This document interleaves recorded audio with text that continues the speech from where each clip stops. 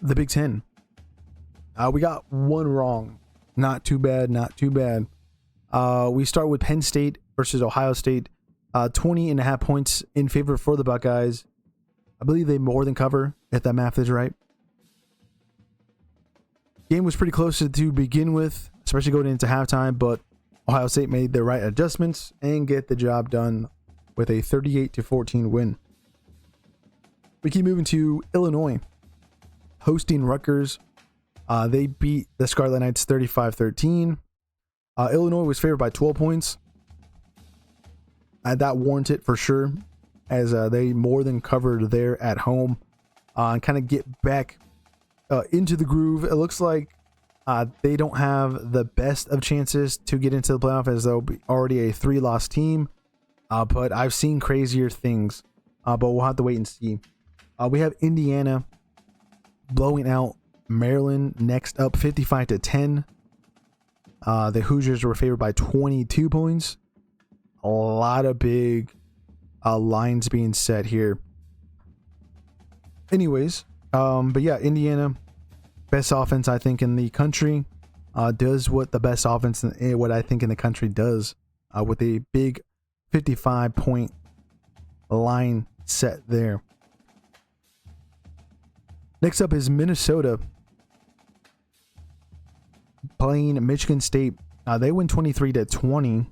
3.5 points for the Golden Gophers. So I think technically that is not covering. But yeah, they get a nice win, somewhat in contention. Obviously, there's a very outside chance that Minnesota gets in. Most likely not. Regardless, though, they are bowl eligible for sure, which is a good thing. And we keep on moving on to not the best of results for Michigan at home against Purdue. Boilermakers putting up a pretty good fight there. I thought this would have been a blowout, just like some of the others that we've seen in the conference. As the Wolverines were favored by 21 points. Well, they only scored 21 points and give up 16. So yeah, they don't cover. A little surprising. Similar to what the result between Notre Dame and Boston College was in the ACC. But they continue to win. I think they're ranked in the AP. Don't really think it's warranted. Like, who has Michigan beaten? Well, they've lost to USC and Oklahoma. But outside of that, again, who has the Wolverines gotten an impressive win over? You can argue Nebraska, but they'll probably lose a couple more games for the remainder of the season, as we have some unfortunate news for them. But yeah, we'll have to wait and see. Nebraska hosted USC. This is the only game we got wrong. We risk it for the biscuit for the Cornhuskers, as they were 6.5 point dogs going into it. The Trojans win 21-17. They technically don't cover there if you know the math. But yeah, USC got out alive there in Nebraska. Again, some more unfortunate news for the Cornhuskers once we get into the news section, as we're going to take a look at the conference standings, and that is what I'm kind of interested in looking at, because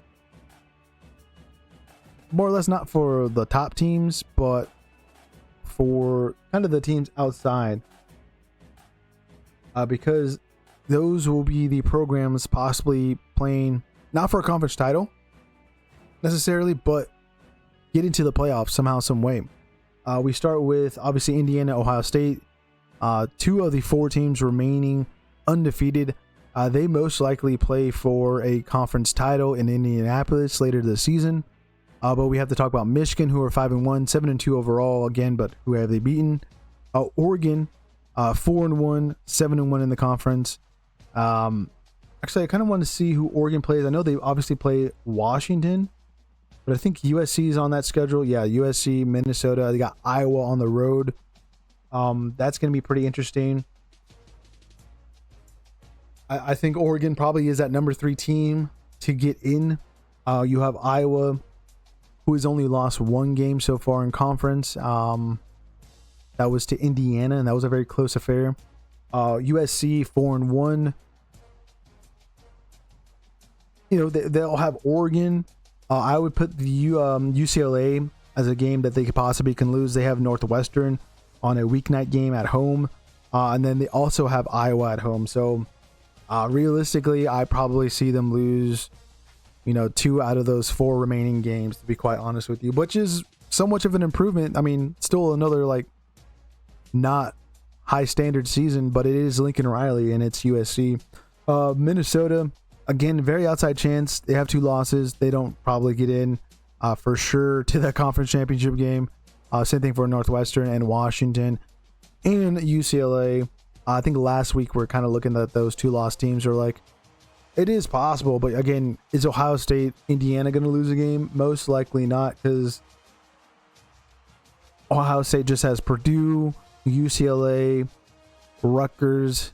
Those are very easily winnable games by a large margin. And then Michigan, which they have to get over the hump.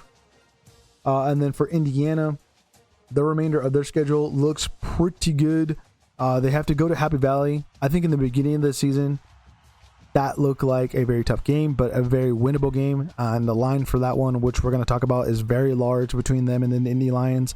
And then Wisconsin, Purdue. So they have the probably easier track, to be quite honest with you, versus Ohio State technically. And then other than that, Michigan, Oregon. Maybe Michigan, squeezes in there as a number 4 team. But again, they will probably lose to Ohio State. They have Northwestern and then Maryland for the remainder of their schedule. For Iowa, we already talked about them, and USC. They also have Nebraska.